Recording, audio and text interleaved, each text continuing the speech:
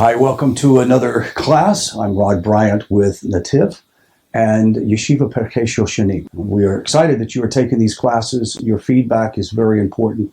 We want to also remind you that each Sunday night is a Q&A session for the students that are taking these classes. If you would like to participate, make sure that you join us on the Nativ Zoom channel, and the information is actually listed in your class material.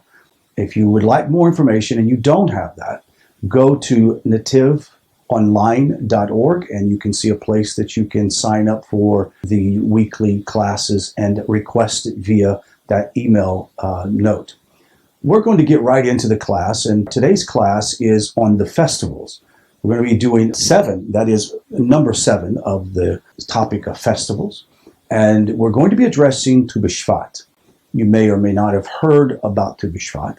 This is the month that follows Kislev. It is the only holiday occurring in the month of Tu B'Shvat. However, there is some uncertainty as to whether or not this day actually has any relevance to Noahites.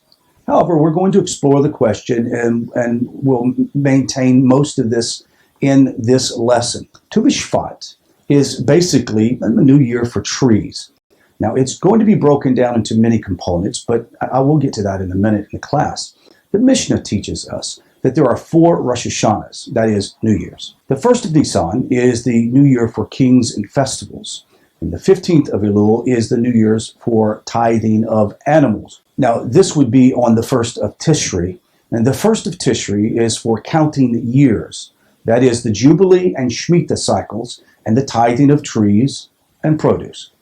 Now, I'll try to take this a little bit more systematic so that you can understand it. I for sure don't want to confuse you. I would like you to, before you go any further, pause the video, go and find a calendar, the Jewish calendar online that shows the Jewish months, and then, of course, the months that we follow outside of Israel, and you'll be able to match them and kind of know the season and the period of time in which these Jewish holidays and festivals fall.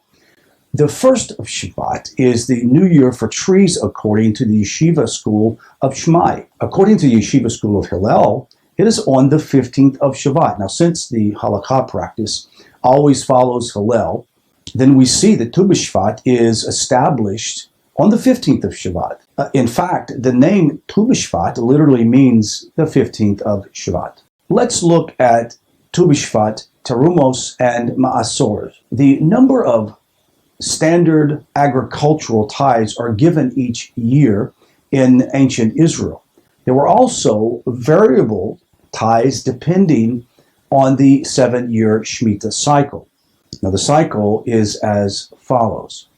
Year 1 is the Terumah, Gedulah, Ma'aser Rishon, and Ma'aser Sheni. Year 2, the Terumah Gedulah, Ma'aser Rishon, and the Ma'aser Sheni. Now, these are all in the temple. These are the different tithes, etc. Year 3 is Terumah Gedulah, Ma'aser Rishon, and Ma'aser Ani. Now, the 4th year includes Terumah Gedulah, Ma'aser Rishon, and Ma'aser Sheni. The 5th year, Terumah Gedulah, Ma'aser Rishon, and Ma'aser Sheni. Year 6 is Terumah Gedulah, Ma'aser Rishon, and then Ma'aser Ani. Year 7, the Shemitah year. This concept is a bit different. The land may not be worked at all, and remission of debt is the central theme of the 7th year, the Shemitah year. Let's first examine what does Terumah Gedulah mean. This was the first separation and was given to the Kohanim, that is the priest of the temple. The minimum amount of this tithe varied depending on whether the owner of the produce was poor or wealthy, which obviously makes sense. Ma'aser Rishon is a tithe of 1/10 that is removed after the Terumah Gedulah, the offering for the priest, was gifted to the Levites. Tarumas Ma'aser, from the Ma'aser Rishon they received, the Levites were obligated to give 1/10 to the Kohanim. Now, this amount is basically 1/100th of the total of produce. Now, let's look at the term Ma'aser Sheni.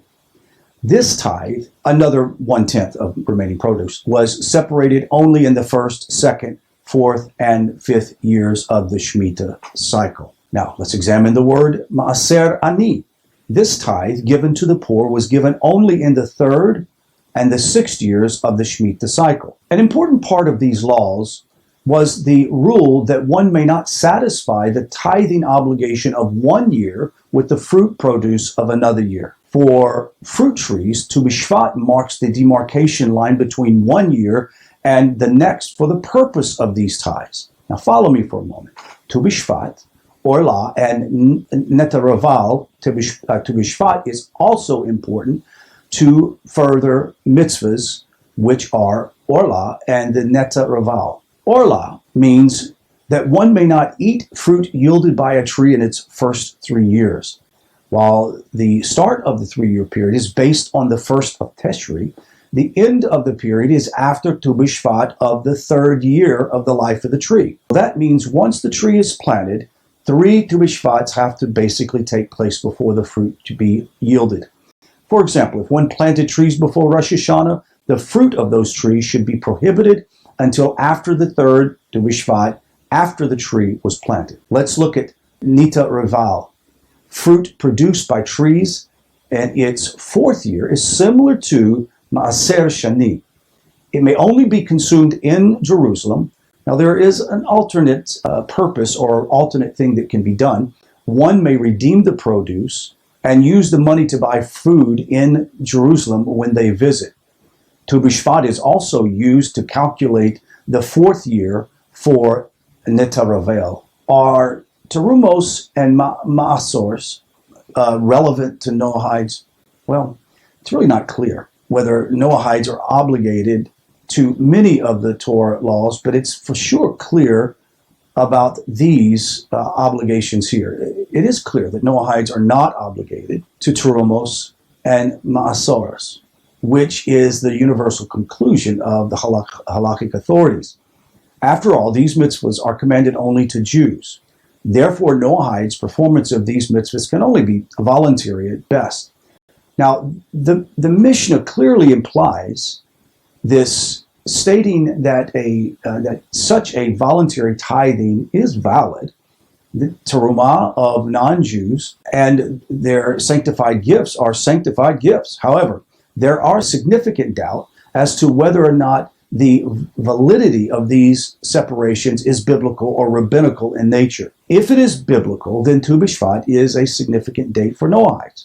However, if it is rabbinic, then Tu B'Shvat might not be relevant to Noahides at all.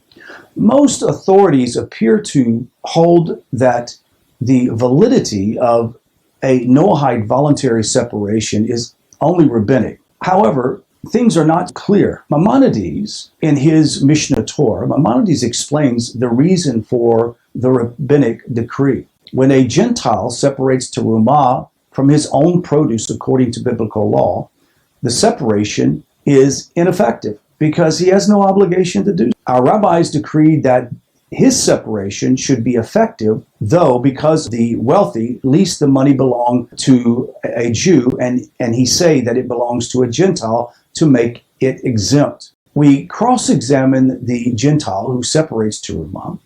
If he says, I separated it, that I should be like a Jew, we give it to the priest. If not, it should be entombed, for perhaps his intent was to be dedicated it to heaven. When does the above apply? In Eretz Israel, our sages did not, however, issue a decree if a Gentile separates from in the diaspora. We will tell them that he is not obligated to do this, and the produce is not terumah at all. According to what is written here, the tithes of the non-Jew are only acceptable in the temple because of the rabbinic decree made to address a problem in the Jewish world. Apparently, wealthy people would occasionally falsify ownership of their crops and produce claiming they belong to a non-Jew in order to escape paying the regular obligated tithes. A loophole, per se. If a non-Jew came to voluntarily offer tithes, there was suspicion that it may be a ruse, while his passage implies that Maimonides holds if only rabbinic validity to these tithes. This is not definite.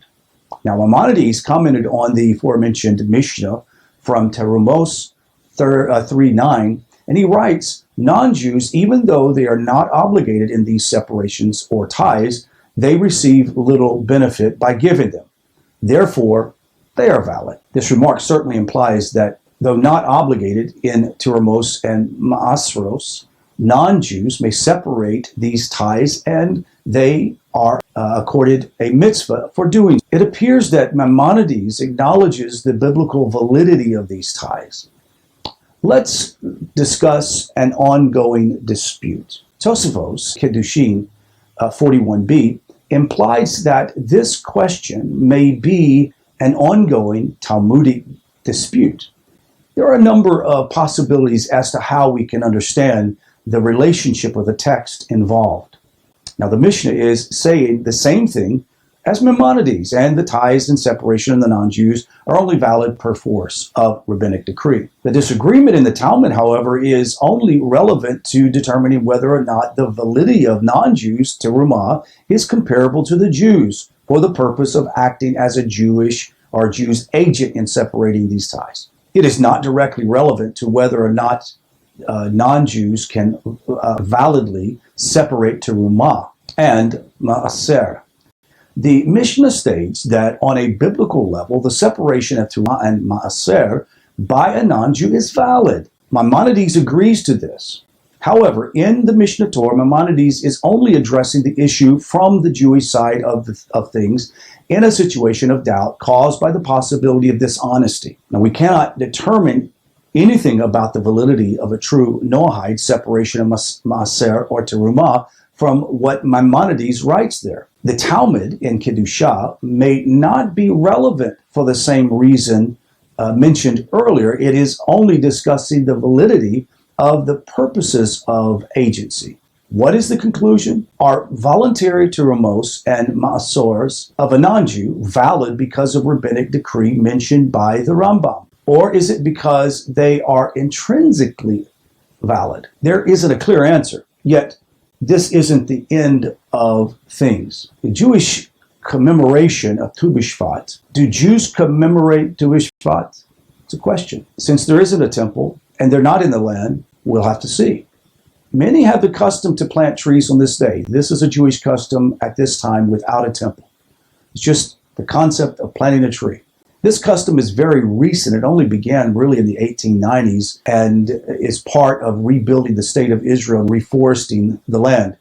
Obviously, thank Hashem that this practice has been adopted and been very prosperous.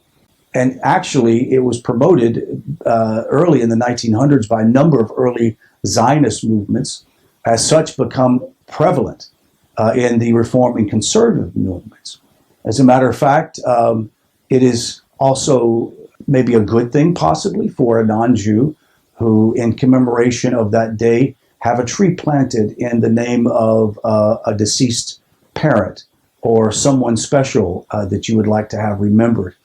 Now, traditionally, Tu B'Shvat was not celebrated as a holiday. Other than omitting certain supplications from the regular liturgy, there is no assigned commemorations for this holiday. However, in the Middle Ages, some began to acknowledge the day with a sort of a quasi-ceremonial eating of fruit.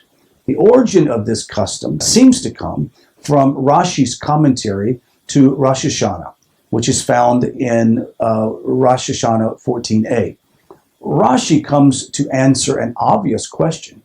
Why is the 15th of Shavat the new year for trees and not some other day? Although the Talmud loosely connects Tu B'Shvat to the life cycle of fruit trees, Rashi makes things much clearer for us. According to Rashi, Tu B'Shvat is the day on which an internal process begins within the trees of the world. On this day, they begin to draw up their sap from their roots to nourish the tree through the winter season. Botanically, this marks the renewal of a life cycle of a tree, a cycle eventually culminating in beautiful fruit to sustain the people of Israel and the nations.